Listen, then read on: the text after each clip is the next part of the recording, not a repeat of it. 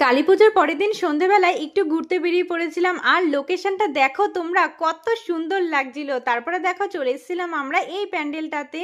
এখানে কিন্তু আগের বছর কাচের প্যান্ডেল করা হয়েছিল, আর এই বছরের প্যান্ডেলটাও বাইরে থেকে দেখালাম তোমাদের, কত সুন্দর লাগছে। চলো এবার ভিতরটা তোমাদের দেখাই। ভিতরটাও কিন্তু খুব সুন্দর হয়েছে। আমি যে কতটা টাইম দাঁড়িয়ে দাঁড়িয়ে এই প্যান্ডেলটা দেখেছি, মানে যত দেখছিলাম ততই কিন্তু চোখ ধাঁধিয়ে যাচ্ছিল, এত সুন্দর লাগছিল প্যান্ডেলটা। আর এখানে দেখো কত রকমের বই দিয়ে সাজানো ছিল এই প্যান্ডেলটা। আর এখানে কিন্তু প্যান্ডেলের সাথে সাথে প্রতিমাও কিন্তু খুব সুন্দর ছিল, আমার তো দারুণ লেগেছে। তারপরে দেখো নেক্সট প্যান্ডেলে যাওয়ার জন্য বেরিয়ে পড়েছিলাম। আর তারপরে দেখো এখানে এসে দেখলাম সব থেকে কিউট একটা প্রতিমা। এই বছর কিন্তু এরকম প্রতিমা এর আগে আমি একটাও দেখিনি। তারপরে দেখো একটু খিদে পেয়ে যাওয়াতে আমরা চলে এসেছি একটা ভেজ রেস্টুরেন্টে। এখানে সব কিছুই কিন্তু ভেজ, তাই এখান থেকে নিয়ে নিয়েছিলাম চাউমিন আর মোগলাই। তারপরে দেখো একটা প্যান্ডেলের সামনে এসে খেয়ে নিয়েছিলাম, আর খাবার দাবারগুলো কিন্তু মোটামুটি বেশ ভালোই ছিল।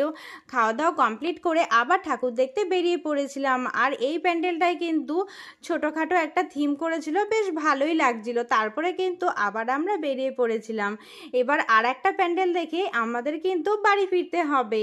এটা ছিল রানাঘাট ফ্রেন্ডস ক্লাব। প্যান্ডেলের বাড়িটাও যেমন সুন্দর ছিল, ভেতরটাও কিন্তু অনেক সুন্দর ছিল, আর এখানের প্রতিমাটাও কিন্তু অনেক মিষ্টি ছিল। দেখো তোমাদের সাথেও একটু শেয়ার করে দিলাম।